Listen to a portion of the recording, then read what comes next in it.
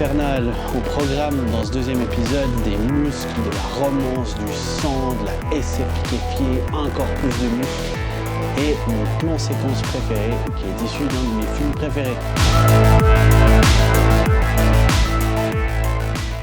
Allez, pour cette nouvelle pellicule encore chaude, j'ai choisi Love Lies Bleeding, qui est le dernier film de Rose Glass. Ce film, j'ai eu de la chance de le voir sur grand écran et franchement, c'était de la balle de découvrir un film comme ça en salle.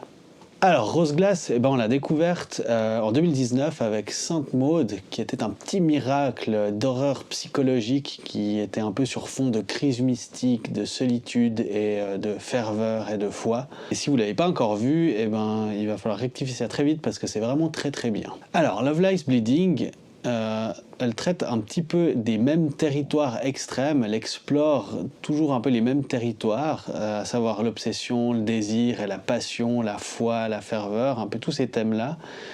Mais elle va plutôt traiter de passion amoureuse cette fois, elle va déplacer tout ça dans un univers qui est un petit peu plus codifié, à savoir un univers un petit peu néo-noir. Et vous allez voir que ça colle très très bien à ce qu'elle raconte avec le film. Donc Love Lies Bleeding, c'est l'histoire de Lou, qui est interprétée par Kristen Stewart, qui joue le rôle d'une coach de salle de muscu complètement rincée à la lumière des néons, et qui va tomber amoureuse de Jackie, qui est jouée par Katy O'Brien, qui joue donc le rôle d'une bodybuildeuse qui est venue un peu tenter sa chance dans les compétitions, une bodybuildeuse un petit peu mutique comme ça. Et donc la romance va commencer immédiatement et le chavirement va pas tarder non plus, donc le chavirement vers le chaos. On va avoir du trafic d'armes, des familles toxiques, des excès de rage, de sueur, enfin tout y passe un petit peu. Mais ce qui est intéressant, c'est que c'est jamais vraiment gratuit. Parce que le film prend ses personnages très au sérieux et en fait elle va jamais le faire basculer totalement dans les excès de genre, alors que ça serait facile de céder. Et elle soigne gravement l'écriture de ses persos. D'ailleurs, le duo principal des deux actrices fonctionne à merveille. Et ces persos secondaires, ils sont juste excellents de moiteur et de bizarrerie. Ed Harris, chauve avec les cheveux longs, c'est juste excellent. Et bordel, Kristen Stewart, elle est tellement hypnotique et juste sous les traits de Lou. Elle colle tellement bien à ce rôle-là. Et visuellement, c'est un régal, le travail sur la lumière, la mise en scène hyper stylisée, des fois un petit peu expressionniste, qui est complètement saturé de rouge et de violet, de ralenti, qui frôle des fois le clip un peu 80s sous LSD. On pense un petit peu des fois à du Tony Scott, ça m'a fait penser à De Palma, évidemment j'ai beaucoup pensé à Nicolas Winding Refn par moment, et à un petit côté Natural Born Killer en version queer comme ça. C'est assez clinquant, mais ça a beaucoup de cœur et surtout ça déborde de personnalité. Et je pense que c'est là une des vraies forces de Rose Glass, c'est de réussir à essayer à arriver à imbriquer ces affects un peu bruts et des corps qui sont un peu transfigurés par l'amour, la colère. Et elle arrive à mettre tout ça dans sa mise en scène qui est hyper maîtrisée, en filmant ses héroïnes comme des icônes un peu tragiques. Et ça aussi tout le temps entre de la tendresse et de la brutalité, mais ça fonctionne à merveille. Et même quand ça flirte complètement avec l'outrance, on est dedans jusqu'au cou. Moi, je suis pas sorti une seule seconde du film. J'ai vu la toute dernière séance qui était proposée dans ma ville et franchement, si j'avais eu l'occasion d'enchaîner avec une deuxième tournée, je l'aurais fait sans hésiter direct après. Le film il est produit par A24, évidemment, ça se sent un petit peu entre l'esthétique léchée, le goût pour l'étrange et les personnages un petit peu en dehors des normes. Mais là où certains autres A24, dans leur production ou les distributions qu'ils ont fait, jouaient parfois la carte de l'intellectualisation un petit peu arty. Enfin, on s'entend, moi je reste très largement grand amateur de leur prod, mais Love Lies Bleeding, c'est un film qui assume sa dimension de série B à gros cœur. Et ça transpire l'amour du cinéma de genre, du bizarre, des marges. Enfin bref, c'est un film qui est fait d'amour, de sang, de sexe, de sueur. C'est pas toujours très subtil, c'est clair, mais c'est d'une intensité et d'une sincérité qui sont assez rares. Et franchement, moi j'ai vraiment hâte que le film sorte en Blu-ray pour que je me le retape une fois et que je puisse le regarder encore plus en détail parce qu'il y a vraiment beaucoup de trucs à voir que je pense que j'ai pas vu dans le premier visionnage. Bon, pour cette pépite occulte, j'ai choisi de parler d'un film bien barré. C'est Divinity qui est réalisé par Heidi Alcazar. C'est un film qui est sorti dans un quasi-silence, distribué un peu en catimini par Utopia aux US. Et il a été repéré surtout parce que le film est parrainé par Steven Soderbergh. Enfin, il l'a produit. Et vous allez vite comprendre pourquoi ce film, c'est une anomalie qui passe hyper bien dans le paysage actuel de la SF.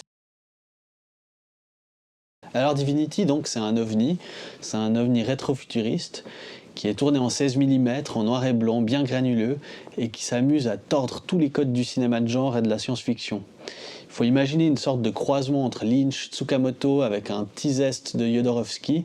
Et si vous arrivez en plus à imaginer ces sortes de pubs pour des marques de protéines, et que vous remixez ça par un trublion un petit peu nihiliste, et ben vous avez un peu une idée de ce que vous montre Divinity.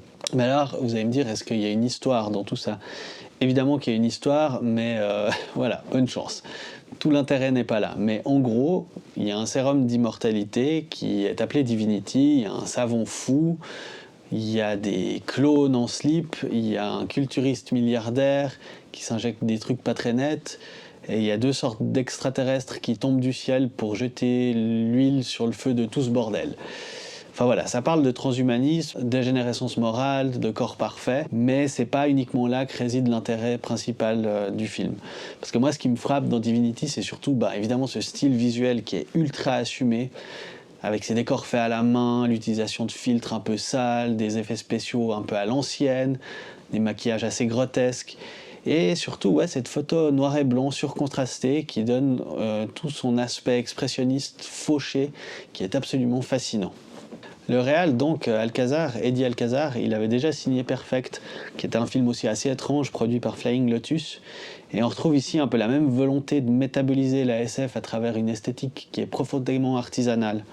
On sent qu'il croit bien à ce qu'il nous montre, même quand c'est absurde, et puis même quand c'est trop, et quand c'est beaucoup trop, il y croit, et puis un petit peu comme Love Lies Bleeding dont je parlais tout à l'heure, on est dedans malgré tout. Alors au final, c'est une expérience assez marquante. C'est pas vraiment un film qu'on regarde passivement, c'est plutôt une vision un peu brute et dérangeante, qui est très souvent, même tout le temps, assez grotesque, mais qui est terriblement stimulante. Et moi, franchement, j'en ai pas vu tous les jours des films de SF où les muscles huilés étaient aussi importants que les dialogues. Voilà, je l'ai dit, je cherchais comment le placer. C'est donc un candidat idéal pour la pépite occulte, mais attention, c'est plus un trip qu'un récit. Il faut un petit peu se laisser faire, il faut se laisser perdre, il faut accepter qu'on ne comprenne pas tout et qu'on se demande un petit peu ce qu'on a vu à la sortie. Un petit peu comme dans les rêves ou dans les cauchemars.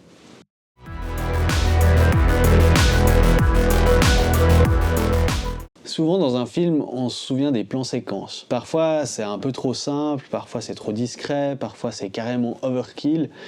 Enfin bref, l'art du plan séquence, ça peut simplement instiller une tension un petit peu subtile au film, ou bien ça définit tout un métrage ou une série. Et comme dans toutes les techniques sacrées de la mise en scène, parfois c'est génial, et parfois c'est juste un exercice de style qui est plutôt pompeux. Et il y en a un qui utilise souvent le plan séquence, c'est Steven Spielberg. Mais moi je trouve intéressant parce qu'il l'utilise jamais de manière pédante ou jamais de manière démonstrative. Il s'en sert plutôt pour réélever la narration de sa séquence d'un cran. Et évidemment, sa maîtrise du timing, du rythme et de l'espace est complètement bluffante. Mais surtout, ce qui est intéressant, c'est ce qu'il n'en fait jamais trop. Et il y a ce moment dans Les Dents de la Mer, la scène du ferry. Donc, si vous vous rappelez, Brody attend le maire et ses sbires, et ils vont arriver en voiture, et le ferry démarre quand la voiture monte sur le ferry, et tout ça, ça se fait en un seul plan. Alors oui, il y a ce timing parfait. Le temps du trajet qui correspond exactement à la durée du plan, et ça, c'est déjà une très belle mécanique. Mais ce qui rend la scène vraiment brillante, c'est l'unité entre la mise en scène, le mouvement de caméra et l'écriture. Ça va être un mix de la caméra qui tourne lentement autour des protagonistes, du ferry qui pivote sur lui-même doucement, de l'arrière-plan qui défile avec des bateaux qui passent et de 2-3 trucs qui se passent, et Brody qui progressivement va se retrouver enfermé dans le cadre, resserré et isolé au fur et à mesure que le maire va le prendre à partie seul à seul. Il va se retrouver de plus en plus serré dans le plan, ce qui montre qu'en fait il est coincé dans les enjeux politiques et la pression sociale, il commence à sérieusement être victime de son propre doute. Donc là il utilise vraiment le plan séquence pour nous raconter quelque chose de plus dans la scène. Quand le ferry arrive de l'autre côté de la rive, tous s'éloignent littéralement et Brody, littéralement, se retrouve seul. C'est hyper discret, c'est hyper tendu, mais c'est incroyablement bien foutu. Il n'y a pas d'esbrouf parce que là, en fait, que fait Spielberg, à mon avis, c'est qu'il ne déploie pas tout d'un dispositif de moyens spectaculaires, mais il arrive à nous expliquer en un plan séquence que cette traque au requin, elle va être tellement dure. Tant Brody est déjà encerclé par la politique, la pression sociale et les enjeux qu'il dépasse complètement. Il est tout seul autour d'un système qui, comme le ferry, tourne un peu sans lui, et il se rend bien compte à ce moment-là que ce problème de requin, il va devoir s'en occuper tout seul.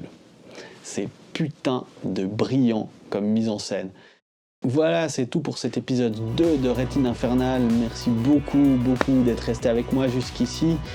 J'imagine que si vous êtes encore là, c'est parce que vous aimez bien ça, le cinéma qui dérange un peu, qui déraille, qui laisse des traces.